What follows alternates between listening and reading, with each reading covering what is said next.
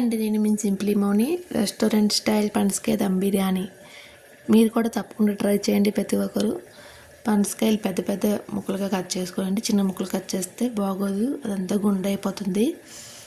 Cut చేసుకొని పసుపు ఉప్పు వేసుకొని ఇలా బాయిల్ అవ్వాలండి.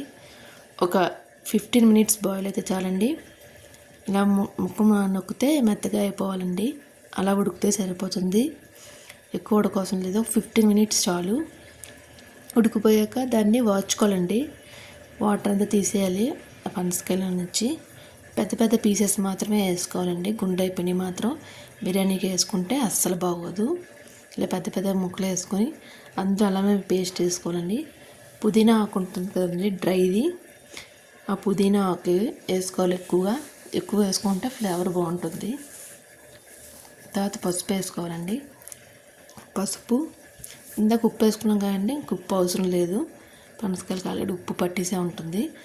తర్వాత గరం మసాలా వేసుకోవాలండి. గరం మసాలా పౌడర్ ఉంటుంది కదా, గరం మసాలా పౌడర్ వేసుకోవాలి. తర్వాత చెక్క, లవంగాలు, యాలక్కాయలు ఉంటాయి కదా, అవి వేసుకోవాలి. యాలక్కాయ పౌడర్ కూడా వేసుకోవాలండి. యాలక్కాయ పౌడర్ వేసుకుంటే బాగుంటుందంట.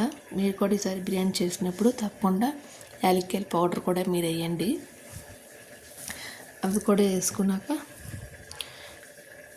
గీ వేసుకోవాలండి. గీ ఎక్కువ వేసుకుంటే బాగుంటుంది. గీ వేసుకున్నాక చిల్లీ ఇలా కట్ చేసుకోవాలి. ఇలా పొడుగుగా కట్ చేసుకుంటే బాగుంటుందంట. అలా పొడుగుగా కట్ చేసుకోవాలి. తర్వాత లెమన్ కూడా మేము 2 kgs చేసామండి బిర్యానీ, అందుకు 2 లెమన్స్ సరిపోయింది. ఆయిల్ వేసుకోవాలండి. ఆయిల్ వేసుకొని చిల్లీ పౌడర్ కూడా వేసుకోవాలి. చిల్లీ పౌడర్ కూడా వేసుకొని పెరుగు వేసుకోవాలండి.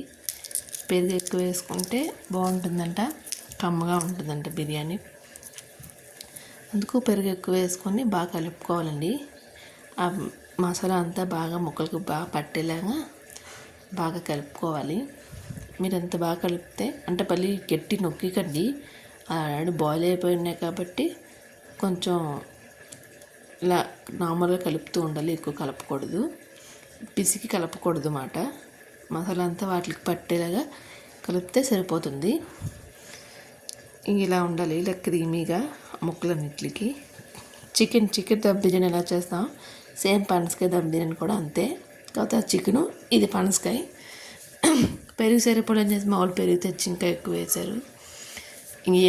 ఇలా క్రీమీగా రావాలండి. అది ముక్కలకు మాత్రం బాగా పెట్టేలా. తర్వాత ఫ్రై ఆనియన్స్ వేసుకోవాలండి.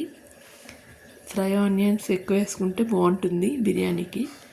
తర్వాత పుదీనా ఆకు, కొత్తిమీర ఆకు ఇవన్నీ వేసుకోవాలండి. వేసుకున్నాక బిర్యానీ బాయిల్ చేసుకోవాలి. వాటర్లో హోల్ గరం మసాలా వేసుకోవాలి. గీ, ఆయిల్, చిల్లీ ఫ్లేక్స్, కొత్తిమీర, పుదీనా వేసుకొని రైస్ అంతా బాగా బాయిల్ అవ్వాలండి. ఆ బాయిల్ అయిన వాటర్ మళ్ళీ పనసకాయలు వేస్తే కిందన అడుగున మాడిపోకుండా ఉంటుంది.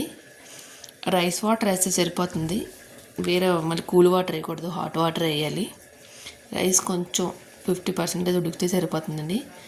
ఉడికాక అది కూడా వార్చుకొని ఈ రైస్ని కూడా ఈ కూలింగ్ వాటర్ ఏమి వేయకండి, ఇంకా అలాగే ఉంచండి. అది బాగా మళ్ళీ కూలింగ్ వాటర్ వేస్తే బాగోదు. నూడిల్స్ కదా ఇది రైస్ కదా. మసాలా కలుపుకొని ఉన్నాయి బాయిల్ ఉంది కదా, ఆ బాయిల్లో వేసుకోవాలి. వేసుకొని రైస్ అంతా బాగా సమానంగా వేసుకోవాలి. ఆ పైన వదిలికూడదు, వేస్తే బాగా ఉడకదు, మళ్ళీ దమ్ బాగా అవ్వదు. అలా బాగా కలుపుకోవాలండి. రైస్ అంతా ఒక్కసారి బాగా కలుపుకొని గీ వేసుకోవాలండి. మళ్ళీ పైన గీ వేసుకొని దాని మీద మళ్ళీ కొత్తిమీర, పుదీనా, చిల్లీ, గరం మసాలా పౌడర్ వేసుకోవాలండి. వేసుకొని మూత పెట్టేసి దమ్ పెట్టడమే. మేము గ్యాస్ మీద చేయట్లేదండి, కర్రల పొయ్యి మీద చేస్తున్నాము పనసకాయ దమ్ బిర్యానీ. ఇది పసుపు వాటర్లో కలిపేసి ఫుడ్ కలర్ కింద బిర్యానీలో వేసాము. ఫుడ్ కలర్ వాడకూడదని ఇంక కర్రల పొయ్యి మీద పెట్టామండి. కిందన బొగ్గులు, పైన కూడా బొగ్గులు వేసామండి, బేగా అవుతుందని. మీరు కూడా ట్రై చేయండి ఇలా కర్రల పొయ్యి మీద వండడానికి. చూడండి ఇప్పుడు రైస్ ఎంత బాగా ఉడికిందో, ఎంత బాగుందో చూస్తుంటే. తప్పకుండా మీరు కూడా ట్రై చేయండి. చాలా బాగుంటుంది పనసకాయ దమ్ బిర్యానీ. చికెన్ బిర్యానీ కన్నా పనసకాయ దమ్ బిర్యానీ చాలా బాగుంటుంది. అది హీట్ ఎక్కలేదని చెప్పేసి మళ్ళీ ఇలా కర్రల పొయ్యి మీద పెట్టాం, బేగా హీట్ ఎక్కుతుందని. చూసారండి ఇప్పుడు ఎలా వచ్చింది బిర్యానీ. చాలా బాగుందండి బిర్యానీ మాత్రం. మీరు కూడా తప్పకుండా ట్రై చేయండి. పనసకాయ సీజన్ కాబట్టి ప్రతి ఒక్కరు ట్రై చేయండి.